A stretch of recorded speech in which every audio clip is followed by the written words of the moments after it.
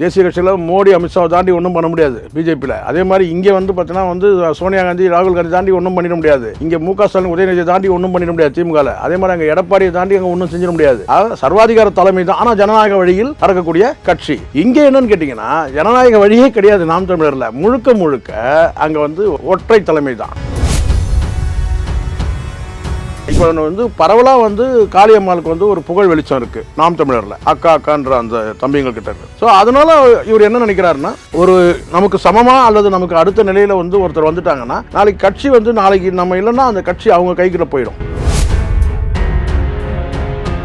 ஏன் இன்னும் நீக்காம இருக்கிறாரு, இவ்வளவு பகிரங்கமா வாங்கி கொடுத்து ஏன் நீக்காம இருக்காருன்னா, பெண்களுக்கு முக்கியத்துவம் கொடுக்குற ஒரு கட்சி நாம் தமிழ். அப்படிதான் அவங்க வந்து பில்டப் பண்ணியிருக்காங்க. கடந்த காலத்தில் 50% நாங்கள் வந்து வேட்பாளராக நாங்கள் நிறுத்துறோம் அப்படின்னு சொல்லியிருக்கிறாங்க. அப்படி இருக்கும்போது காளியம்மாள் வந்து பார்த்தீங்கன்னா அவங்க மேலே வந்து ஒரு கருணை பார்வை இருக்குது நாம் தமிழ் கட்சியில் இருக்க தொண்டர்கள் மத்தியில், தம்பிகள் மத்தியில். அப்படி இருக்கும்போது நாம் நீக்கணும்னா நமக்கு தேவையற்ற ஒரு அவப்பெயர் வரும். அதை விட நம்ம வந்து பார்த்தீங்கன்னா செல்வாக்கை குறைக்கும் போது அவங்களை எங்கேயும் மேடையில் பேச விடணும் போது அவங்களா போயிடுவாங்கன்னு நினைக்கிறாரு. காளியம்மாள் வந்து பிஜேபி போகிறதுக்கு வாய்ப்பு இல்லை. ஸோ அதிமுக போக முடியாது, பிஜேபிக்கு போகணும். அடுத்த கட்டம் திமுகவுக்கு போகவே முடியாது. ஏன்னு கேட்டிங்கன்னா விஜய் கட்சியில் வேணா இவங்க போய் சேரலாம், அதுக்கான வாய்ப்பு இருக்குது. அங்கே வந்து இப்போ தான் வந்து பூமி பூஜையே போடுறாங்க. பூமி பூஜையெல்லாம் போட்டு மாநாடெல்லாம் நடத்தி முடித்து கொள்கையெல்லாம் அறிவித்த பிறகு வேணா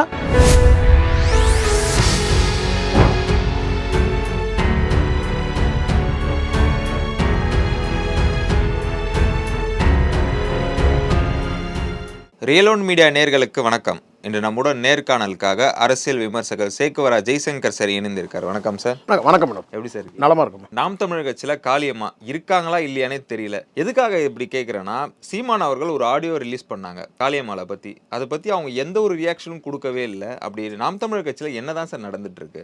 நான் ஏற்கனவே வந்து நாம் தமிழர் கட்சியில் வந்து நீக்கப்பட்ட ஒரு பாசறைன்னு ஒன்று இருக்குது தனியாக. பொதுவாகவே சில அரசியல் கட்சிகள் வந்து ஒரு கம்பெனி மாதிரி செயல்படுது.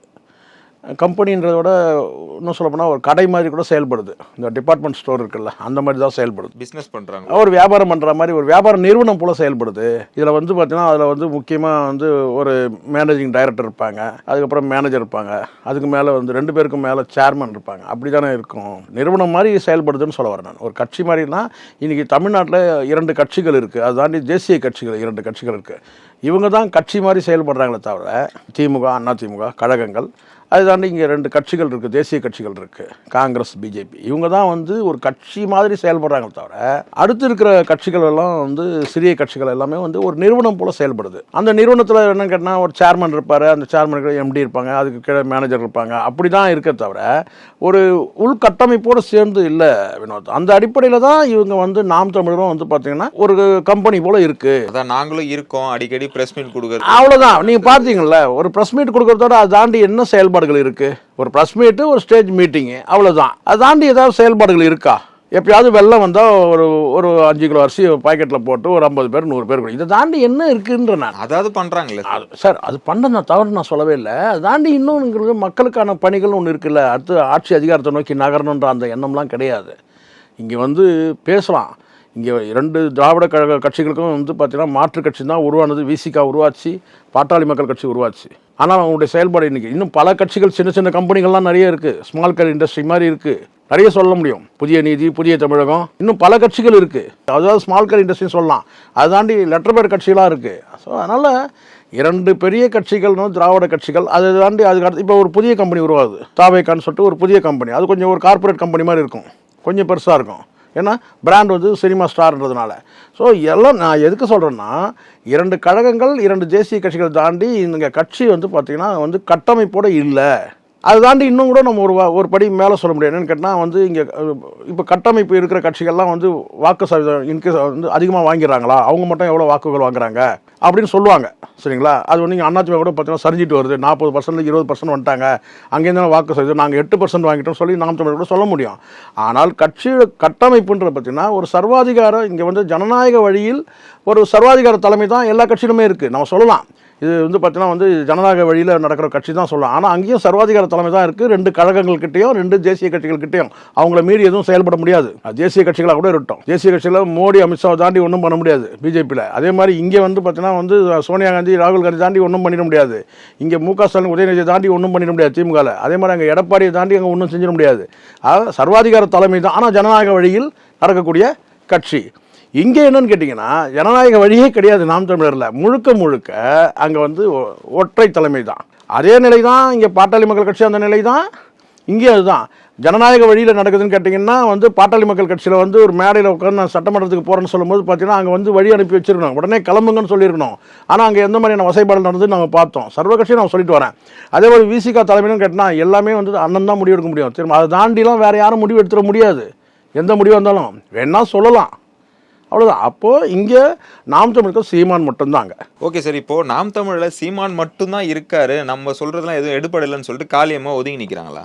அப்படின்ல அவங்க வந்து இப்போது ஒரு விஷயம் நல்லா புரிஞ்சுங்க. இங்கே சிக்கலை எங்கேருந்து உருவாகுன்னு சொல்கிறேன். ஒரு சர்வாதிகார தலைமை உள்ள ஒரு கட்சி நாம் தமிழர் கட்சி, அந்த தலைமை வந்து ஒரு புகழ் வெளிச்சத்தில் இருக்காங்கன்னு வச்சுங்க.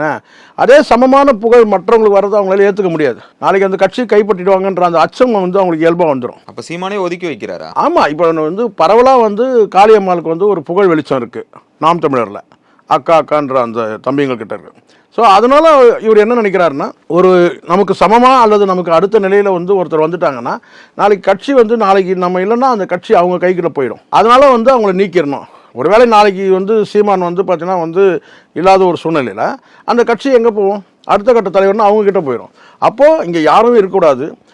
அடுத்த கட்டம் வந்து பார்த்தீங்கன்னா அவர் குடும்பத்தில் இருக்கிற கொண்டு வரணுன்றது தான். இப்போ கட்சியோட கிட்டத்தட்ட இவர் வந்து சேர்மன் மாதிரி இருக்கிறாருன்னா அடுத்து வந்து பார்த்தீங்கன்னா அங்கே மேனேஜிங் டைரக்டர் யாருன்னு கேட்டிங்கன்னா வந்து கயல்வெளி தான். இது யார் வேணாலும் ஒத்துக்குவாங்க. எனக்கு ஒன்றும் வன்மத்தில் பேசலை, பொதுவாக தான் நான் சொல்கிறேன். அங்கே மேனேஜிங் டைரக்டர் வேணா ஒரு மேனேஜராக வந்து இவங்க இருக்கிறாங்க. யார்? கயல்வெளி இருக்கிறாங்க. பெண்கள் மகளிருக்கான ஒரு மேனேஜராக இருக்கிறாங்க. அவங்க படிப்படியாக அடுத்த கட்ட வளர்ச்சியை நோக்கி நகரும்போது அது சீமான் அவர்களுக்கும் கயல்வெளி அவர்களுக்குமே வந்து ஒரு உறுத்தலாக இருக்குது, கட்சி கைவிட்டு போயிருமோன்ட்டு. அப்போது அந்த நேரத்தில் இவங்களை நீக்கிறது. இது மாதிரி கடந்த காலத்தில் வந்து பார்த்தீங்கன்னா வந்து ஓரளவுக்கு புகழ் வெளிச்சத்தில் இருந்தவங்க தான் ராகுல் காந்தி, தம்பி ஒரு கல்யாண சுந்தரம், இவங்கெல்லாம் அவங்கெல்லாம் ஒரு கட்டத்தில் நீக்கப்பட்டாங்க. ஓகே சார், இப்போ காளியம்மாவில் நீக்கப்பட்டா, சப்போஸ் ஒரு கேள்வியாக கேட்குறேன், காளியம்மாவை நீக்கப்பட்டா திமுகவில் போய் சேருவாங்களா, இல்லை பாஜக போய் சேருவாங்களா, இல்லை ஏடிஎம்கேல போய் சேருவாங்களா? எந்த கட்சின்னு ஆப்ஷனில் வைப்பாங்க? முதல்ல நீக்கப்படுறதுக்கு வாய்ப்பு இல்லை, அவங்களே போயிடுவாங்கன்னு நினைக்கிறாங்க. நீக்கப்பட்டால் என்ன முதல்ல நீங்கள் இதுக்கு முதல்ல பதில் சொல்லிடுறேன். என்னன்னு கேட்டிங்கன்னா இந்த தெளிவுபடுத்தணும். ஏன் இன்னும் நீக்காமல் இருக்கிறாரு, இவ்வளோ பகிரங்கமாக வாங்கி கொடுத்து ஏன் நீக்காமல் இருக்காருன்னா, பெண்களுக்கு முக்கியத்துவம் கொடுக்குற ஒரு கட்சி நாம் தமிழ். அப்படி தான் அவங்க வந்து பில்டப் பண்ணியிருக்காங்க. கடந்த காலத்தில் 50% நாங்கள் வந்து வேட்பாளராக நாங்கள் நிறுத்துகிறோம் அப்படின்னு சொல்லியிருக்கிறாங்க. அப்படி இருக்கும்போது காளியம்மாள் வந்து பார்த்தீங்கன்னா அவங்க மேலே வந்து ஒரு கருணை பார்வை இருக்குது நாம் தமிழ் கட்சியில் இருக்க தொண்டர்கள் மத்தியில், தம்பிகள் மத்தியில். அப்படி இருக்கும்போது நாம் நீக்கணும்னா நமக்கு தேவையற்ற ஒரு அவப்பெயர் வரும். அதை விட நம்ம வந்து பார்த்தீங்கன்னா செல்வாக்கை குறைக்கும் போது அவங்கள எங்கேயும் மேடையில் பேச விடணும் போது அவங்களாம் போயிடுவாங்கன்னு நினைக்கிறாரு சீமான். நினைக்கிறது அதுதான். எனக்கு வந்த தகவல் தான் நான் சொல்கிறேன். அவங்களும் வந்து காளியம்மாலாம் வெளியே போயிட்டோம், நாம் நீக்கிற மாதிரி இருக்கக்கூடாதுன்னு நினைக்கிறாரு.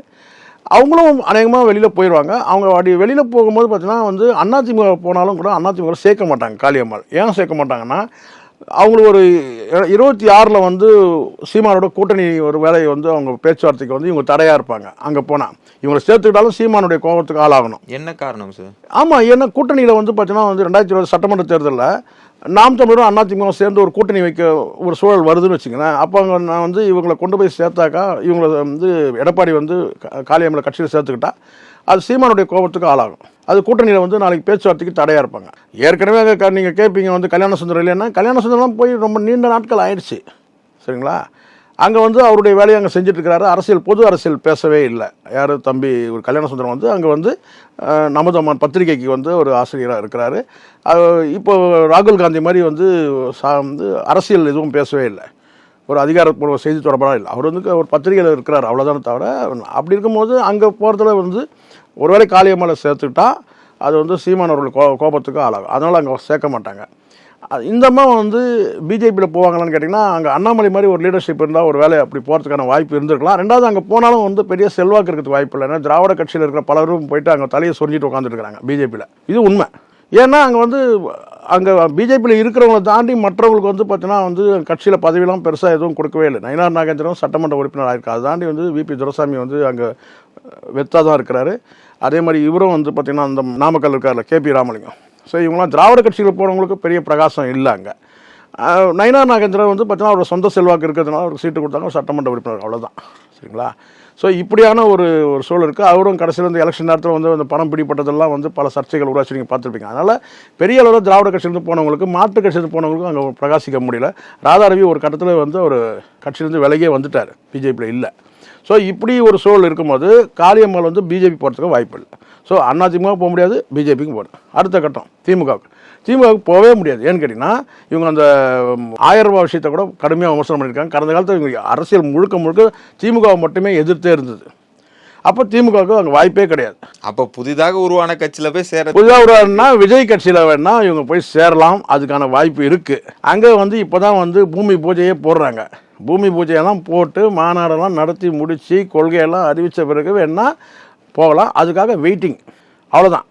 அதனால் வந்து வேறு எந்த கட்சிக்கும் அவங்க போக முடியாது. விசிகாவோ அல்லது சின்ன கட்சிகள் போக முடியும். பெரிய கட்சிகள்னால் இதுதான்.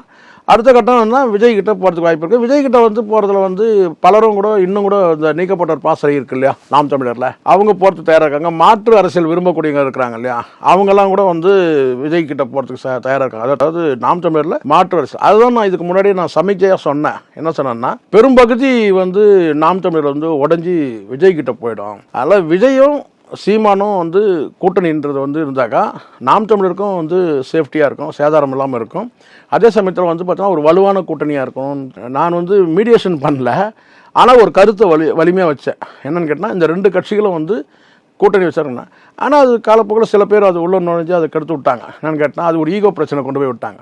சீமான் வந்து தனித்தே வந்து ஒரு முதலமைச்சர் எட்டிடுவார், அவர் வந்து கன்ஷிராம் மாதிரி, அவர் வந்து இவர் மாதிரி, நிதிஷ்குமார் மாதிரி அப்படிலாம் அவர் மண்டையில் ஏற்றிட்டாங்க. அதுக்கப்புறம் தான் அவர் வந்து பேச ஆரம்பிச்சிட்டார். என்னென்னா அண்ணனை நோக்கி தம்பி வரட்டும் அப்படியான வார்த்தைகள், நான் தான் வந்து மூத்தவன் அப்படின்லாம் பேச ஆரம்பிச்சிட்டாரு. ஸோ அந்த மூத்தவன் பேசினால ஏற்கனவே அங்கேயும் சாதாரண இருக்கிற விஜயம். சரிங்களா? இவங்களுக்கு வந்து பார்த்திங்கன்னா வந்து ஓங்கி அடித்தா 1.5 டன் வெயிட் ஆனாங்கல்ல, அந்த மாதிரின்னு கேட்டிங்கன்னா ஒவ்வொன்றும் வந்திங்கன்னா வெயிட்டான ஆளுங்க. என்ன, அவர் 10 டன்னு, இவர் 6 டன்னு. ஸோ டபுள் மடங்கு. அதனால் இவங்களுக்குள்ள அந்த நீ பெரியனா நான் பெரியனா அந்த சர்ச்சையை உருவாக்கிட்டாங்க.